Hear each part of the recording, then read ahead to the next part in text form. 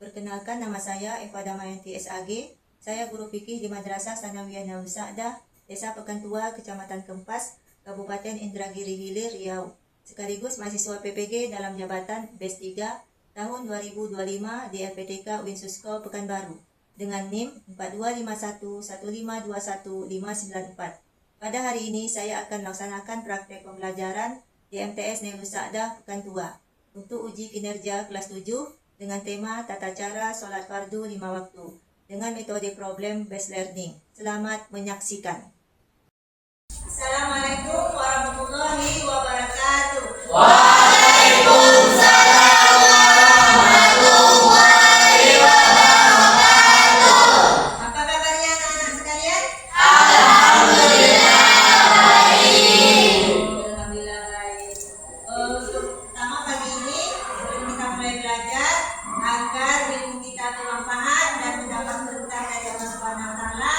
Marilah kita berdoa sejenak. Untuk kelas silakan pimpin teman-temannya untuk berdoa.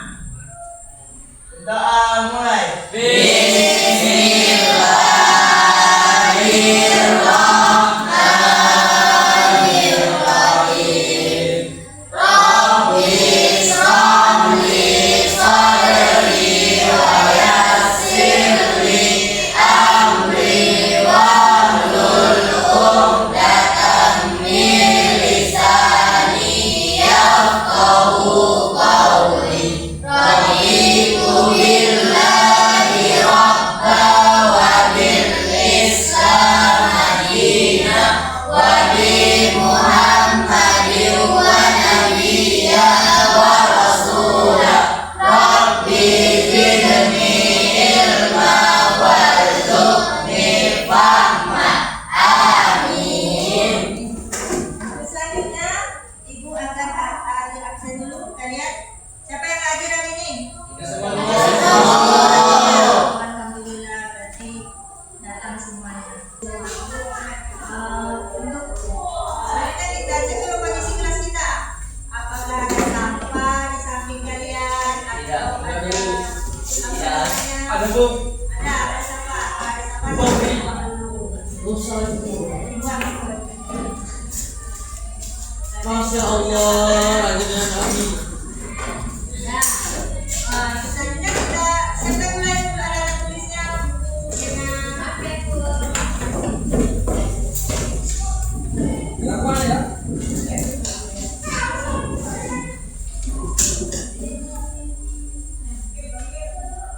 Sudah siapkan alat tulisnya? Rusak. Nah, minggu kemarin kita sudah mempelajari materi tentang sholat fardu 5 waktu. Di pembahasan kemarin itu kita sudah membahas tentang pengertian sholat 5 waktu dan dalil tentang sholat 5 waktu. Sekarang kita akan membahas tentang tata cara sholat 5 waktu. Nah, sebelum kita memasuki materi kita, Ibu tanya dulu nih, ya kan? Tentang tata cara sholat 5 waktu. Nah, terus Ibu mau tanya nih, sah apa tidak sahnya seseorang, pernah nggak lihat orang yang sholatnya tergesa-gesa? Atau terburu-buru gitu? Nanti Ibu tanya, sah apa tidak sah orang yang sholatnya tergesa-gesa atau mau cepat-cepat seperti itu? Sah apa tidak sah? Nah, untuk lebih tahunya jawabannya sah apa tidak sahnya hukum sholat tergesa-gesa tersebut, kita ikuti pembelajaran Ibu pada hari ini dengan semangat. Siap buat semangat? Untuk itu Ibu akan menjelaskan tentang tujuan pembelajaran kita pada hari ini. Kalian fokus aja. Ini tujuan pembelajaran Ibu pada hari ini, yaitu melalui PBL siswa dapat memahami syarat wajib, syarat sah, rukun sholat dalam penerapan sholat sholat fardu 5 waktu dalam kehidupan sehari-hari. Terus yang selanjutnya melalui PBL, siswa dapat bekerja sama dalam kelompok untuk berdiskusi dalam memecahkan masalah dengan baik. Selanjutnya, melalui diskusi kelompok, kalian dapat mempresentasikan hasil diskusi kalian untuk memecahkan masalah saat sholat fardu 5 waktu. Seperti itu. Terus selanjutnya, kalian hanya diharapkan fokus dalam pelaksanaan pembelajaran yang akan Ibu Sampaikan. Ibu berikan nanti kan, fokus perhatikan penjelasan Ibu nanti. Terus Ibu sekarang akan membagikan LKPD bagi kalian. Nanti kalian kerjakan LKPD-nya.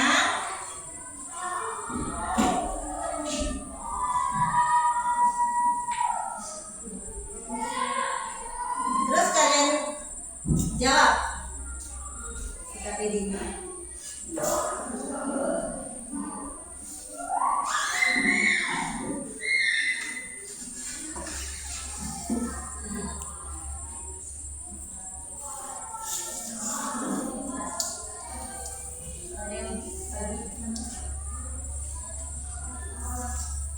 Ada yang lebih?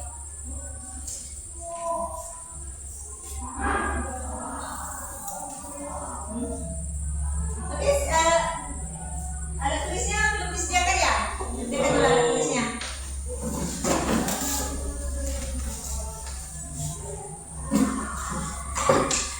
Kurang ya? Oh iya.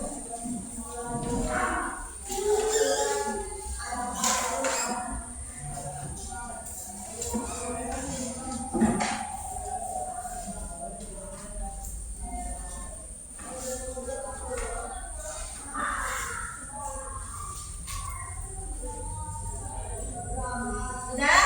Untuk selanjutnya kalian mengerjakan LKPD. Sebelum mengerjakan LKPD,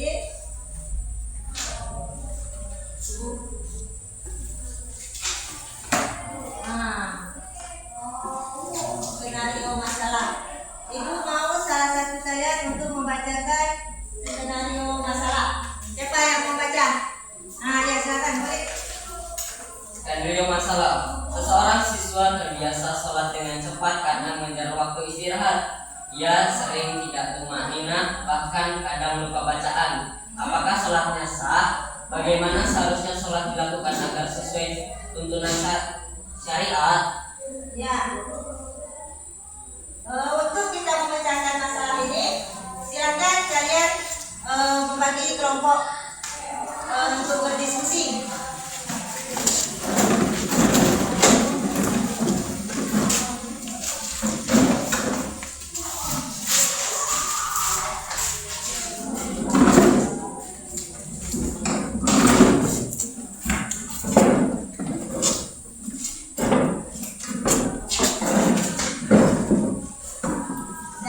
Sudah ada di posisi yang masing-masing. Sekarang silakan kerjakan LKPD-nya.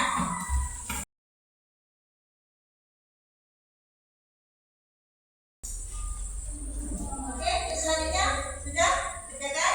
Silakan. Hasil diskusinya nanti dipresentasikan. Silakan kelompok pertama untuk maju presentasi.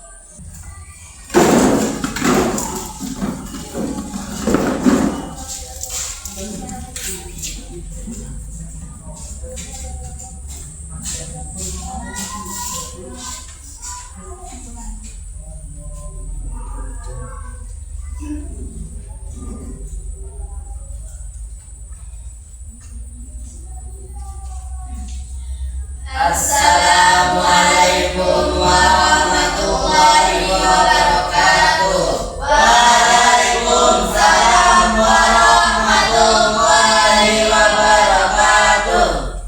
Baiklah, kami dari kelompok 1 akan mempresentasikan tentang skenario masalah. Apa masalah utama yang kelompok kami temukan berdasarkan skenario di atas? Menurut kelompok kami, masalah utama yang ditemukan dalam skenario tersebut adalah meninggalkan rukun sholat tumanina dan hilangnya khusyuk. Apa akibatnya jika salah satu rukun sholat tidak dilakukan? Jika sengaja, sholatnya menjadi batal dan tidak sah, sehingga harus mengulang sholat dari awal. Namun, jika lupa, maka rukun wajib dilakukan kembali dan sujud sahwi sebelum salam. Baiklah, sebelum kami mempresentasikan hasil dari analisis kelompok kami akan mengembangkan dan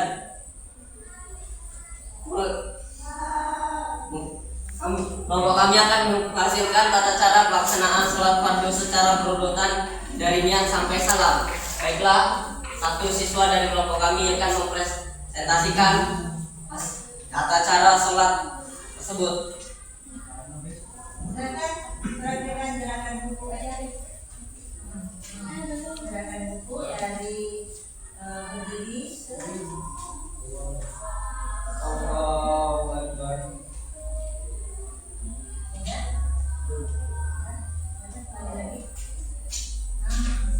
Tata cara sholat, pelaksanaan sholat fardu.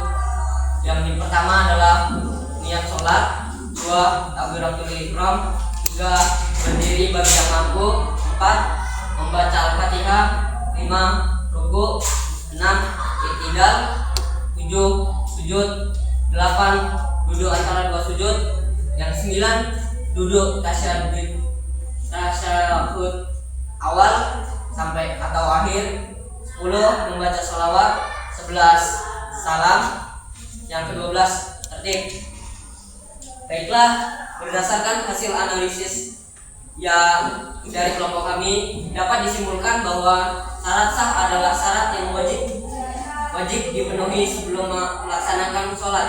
Sedangkan rukun sholat adalah syarat yang harus dilakukan saat melaksanakan sholat. Rukun sholat tidak boleh ditinggalkan baik karena sengaja, lupa, maupun memang tidak mengetahuinya. Baiklah, dipersilakan kepada kelompok 2 jika ada pertanyaan boleh dipercayakan. Dalam kasus di LKPD, kelompok Anda membahas tekniknya rukun dan syarat sholat. Bisakah Anda jelaskan mengapa diberi dengan rukun dan syarat sah? Berikut contoh konsekuensi yang berbeda antara meninggalkan satu rukun dan meninggalkan satu syarat sah.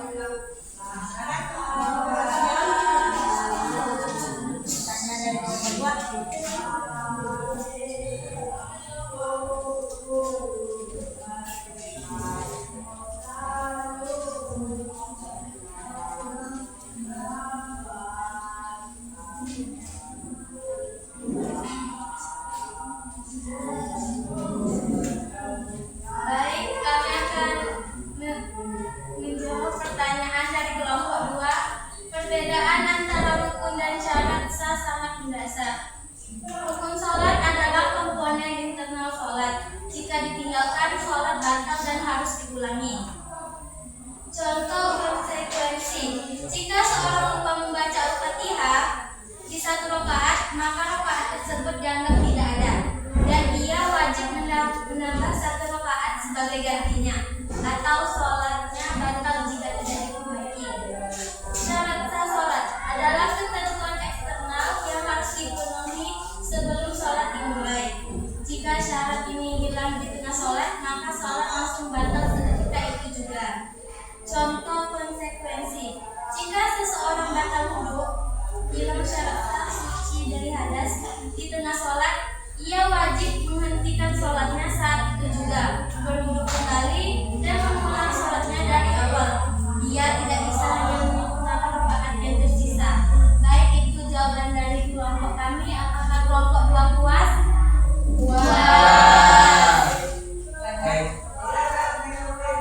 Baiklah, sekian presentasi dari kelompok kami. Wassalamualaikum warahmatullahi wabarakatuh. Waalaikumsalam warahmatullahi wabarakatuh.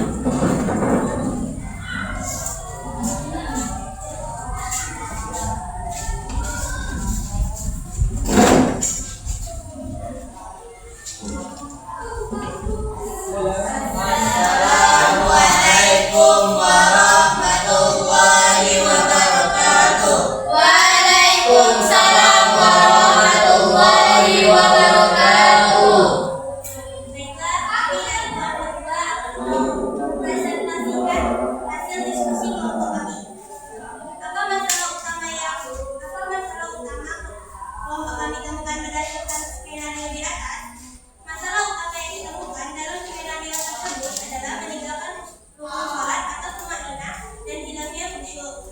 Apa akibatnya jika salah satu rukun sholat tidak dilakukan? Jika sengaja, sholatnya menjadi batal dan tidak sah, sehingga harus mengulang sholat dari awal. Namun jika lupa, maka rukun wajib dilakukan kembali dan bersaksi sebelum salam. Menyampaikan tata cara pelaksanaan sholat fardu secara berurutan dari niat sampai salam.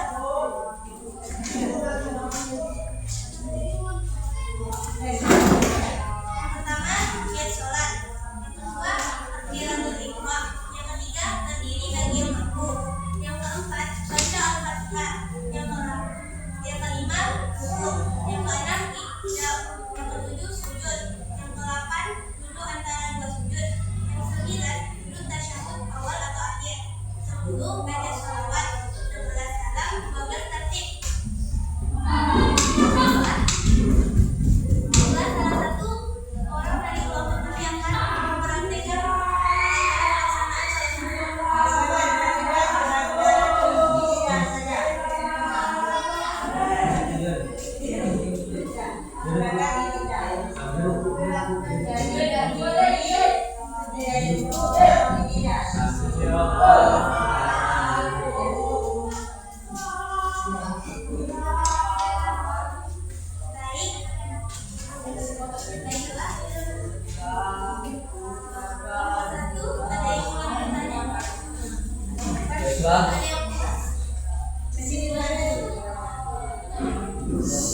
berdasarkan hasil analisis dapat disimpulkan bahwa syarat sah adalah syarat yang wajib dipenuhi sebelum melaksanakan sholat, sedangkan rukun sholat adalah syarat yang harus dilakukan saat melaksanakan sholat. Rukun sholat tidak boleh ditinggalkan baik karena sengaja, lupa maupun tidak mengetahuinya. Baiklah, apa kelompok terbatas dalam hasil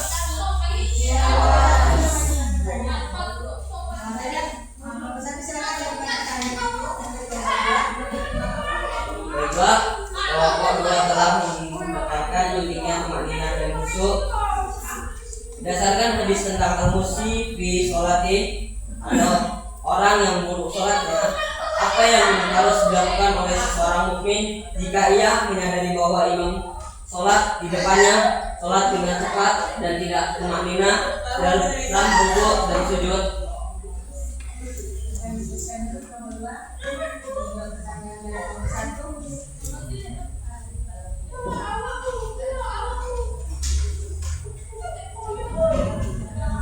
Kita kami akan menjawab pertanyaan kalian. Jika makmum menyadari imam tidak tumaninah, ia harus melakukan hal berikut. 1. Tetap tumaninah sendiri. Makmum wajib untuk mempertahankan tumaninahnya meskipun imam sudah bergerak ke rukun selanjutnya. Ini karena tumaninah adalah rukun individu dan merupakan syarat dan sah sholatnya. 2. Tidak mendahului imam. Makmum tidak boleh mendahului imam. Ia harus tetap mengikuti rukun imam. Misalnya ia harus mengikuti imam sujud. 3. Memanjangkan rukun. Untuk mencapai tumaninah sempurna, makmum harus memperlama rukunnya sendiri tanpa tertinggal dari imam lebih dari 2 rukun PL gerakan. 4. Hukumnya, jika imam sama sekali tidak tumaninah dan dapat membatalkan sholatnya, maka sholat makmum tersebut tidak sah jika ia mengikutinya secara langsung. Dalam kondisi ekstrem ini, makmum dapat berbarokah, memisahkan diri dari jemaah dan melanjutkan sholatnya sendiri atau mengulang sholatnya setelah jemaah selesai.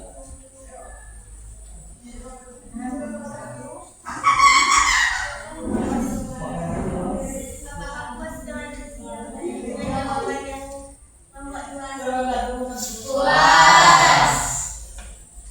Baiklah, ini hasil presentasi dari kelompok 2. Sekian, terima kasih. Assalamualaikum warahmatullahi wabarakatuh. Waalaikumsalam warahmatullahi wabarakatuh.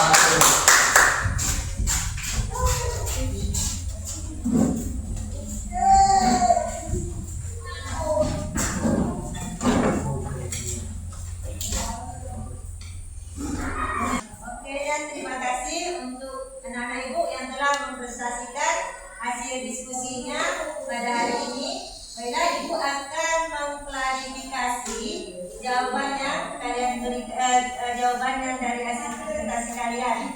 Selanjutnya Ibu akan menjelaskan materi kita pada hari ini tentang tata cara sholat lima waktu. Terlebih dahulu kalian harus mengetahui dulu apa itu sholat fardu. Sholat fardu adalah sholat wajib 5 kali sehari sebagai perintah dari Allah. Perintah dari Allah yang wajib kalian kerjakan. Fardu apa? Fardu 5 waktu. Fardu nggak sholat wajib? Fardu. Fardu ain namanya. Adapun jenis-jenis sholat fardu adalah subuh, zuhur, Asar, maghrib, isya. 5 waktu kan tuh? Ya. Untuk selanjutnya kita masuki dulu syarat wajib sholat. Sebelum kita melaksanakan sholat wajib 5 waktu, kita harus tahu dulu apa itu syarat wajib sholat. Agar sholat kita diterima, maka kita harus mengetahui dulu syarat wajib sholat. Karena kalau kita tidak mengetahui ini, maka sholat kita jadi sia-sia. Yang pertama, syarat wajibnya itu Islam.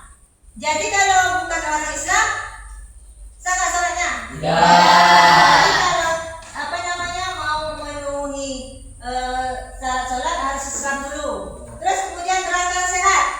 Berakal sehat berarti dalam arti kata dia tidak gila atau Tidak waras. atau mabuk lagi atau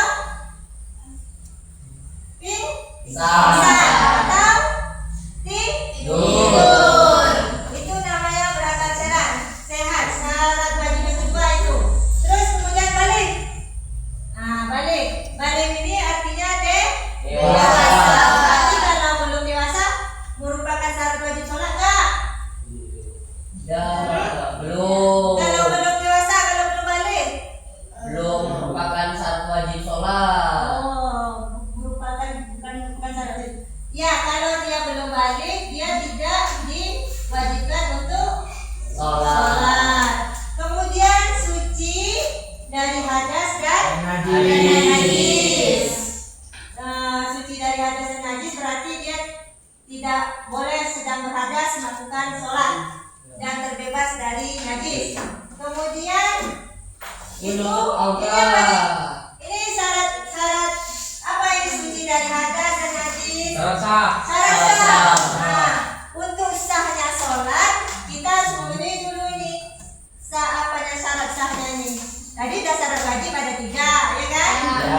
Supaya sholatnya sah diterima harus suci dari hadas dan najis. Dalam arti kata tidak sedang bernajis atau berhadas. Kemudian menutup aurat. Jadi tidak sah sholat seseorang kalau tidak menutup aurat. Perempuan dan laki-laki. Tahu kan batasan aurat untuk perempuan dan laki-laki? Terus masuk waktu sholat. Berarti kalau belum masuk waktu sholat, kita sholatnya tidak sah. Jadi sholatnya sia-sia. Percuma aja sholat. Kalau belum masuk waktu sholat, kita sudah sholat. Terus menghadap kiblat. Menghadap kiblat pasti kan? Menghadap kiblat. Boleh nggak sholat kalau nggak menghadap kiblat? Sah nggak sholatnya kalau tidak menghadap kiblat? Tidak sah. Sah apabila dalam keadaan darurat dulu keadaannya untuk menghadap kiblat. Nanti untuk selanjutnya kalian ada nanti mempelajari tentang syarat-syarat orang yang boleh sholatnya nggak menghadap kiblat. Kemudian masuk ke rukun sholat. Ini baru tuh mau masuk ke pokok permasalahan nanti bisa di sini kita kaji. Masuk ke rukun sholat. Ada berapa rukun sholat sini? 12. Sebenarnya rukun sholat tuh ada 13. Nanti baru Ibu jelaskan apa yang 13 tadi. Nanti baru masuk ke permasalahan yang kalian Ibu suruh diskusikan tadi. Ya.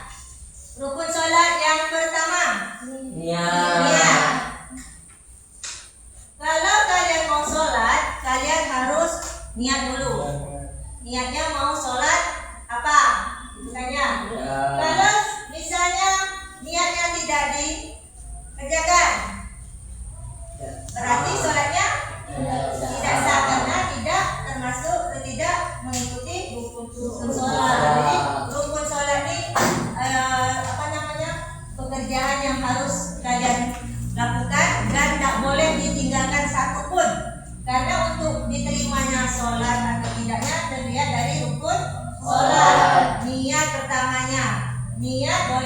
dalam hati dan boleh diucapkan.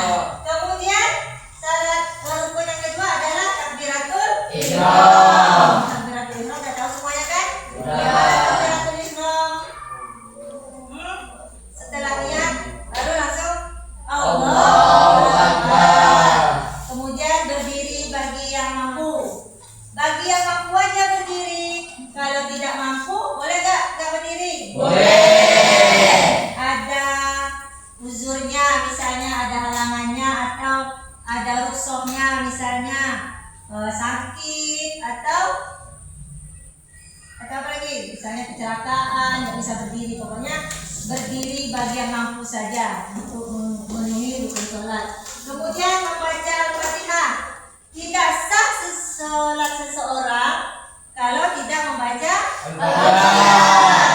Jadi kalau kalian sholat, walaupun itu sholat wajib, sholat sunnah, wajib membaca Al-Fatihah. Bagaimana sholatnya kalau tidak baca Al-Fatihah? Bagaimana Bu kalau sholatnya baca Al-Fatihahnya tidak selesai, imamnya sudah ruku misalnya, gimana?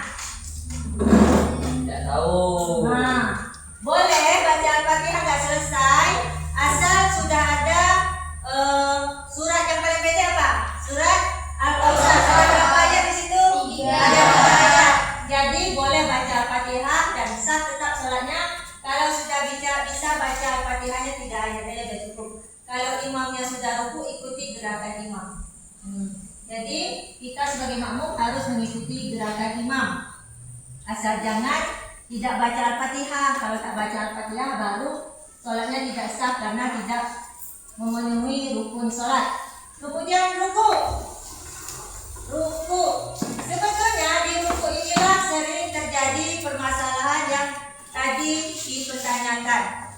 Ya, ruku di situ ada katanya di sini nanti tumanina. Apa itu tumanina? Tumanina itu berhenti sejenak. Itulah tadi yang dibilang kalau sholatnya tergesa-gesa atau mau cepat-cepat, jadinya dia tidak tumanina. Makanya dipertanyakan, sah nggak sholatnya? Apa hukumnya? Itu tadi di ruku.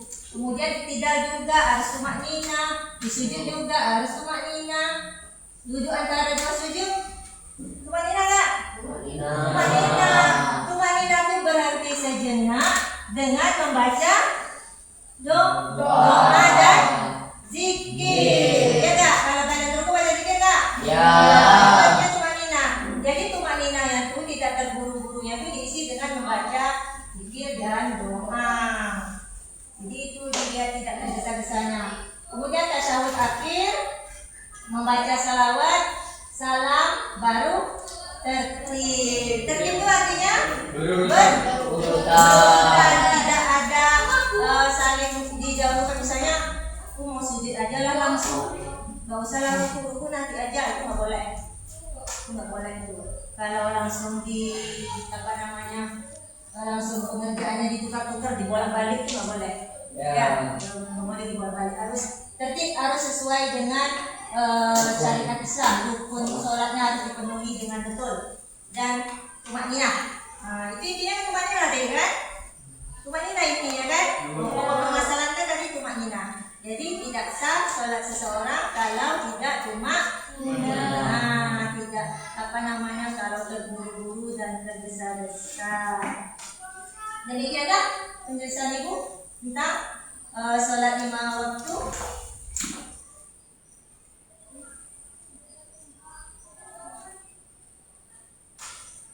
Nah, ini Ibu jelaskan semuanya kan tentang sholat 5 waktu. Kemudian Ibu akan mengadakan evaluasi untuk kalian.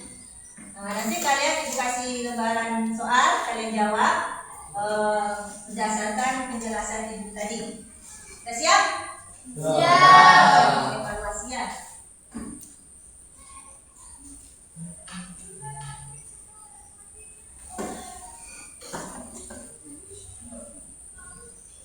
Jangan kerjakan evaluasinya.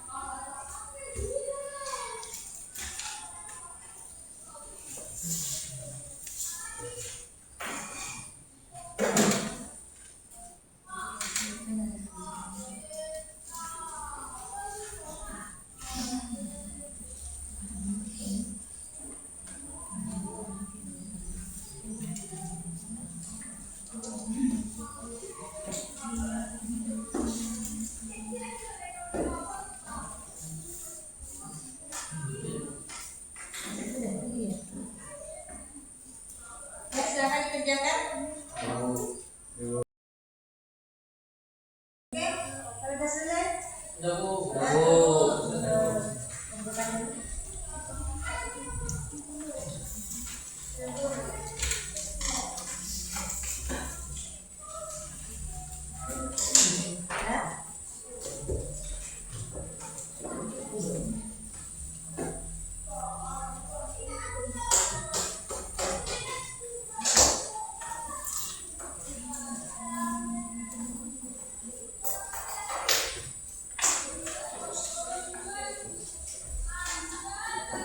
Baiklah, berdasarkan dari hasil evaluasi dan diskusi LKPD kalian tadi, maka dapat kita simpulkan bahwa kalau kita meninggalkan salah satu rukun sholat, maka sholatnya jadi Batal, tidak sah. Apa tadi rukun sholat yang ditinggalkan? Tumanina.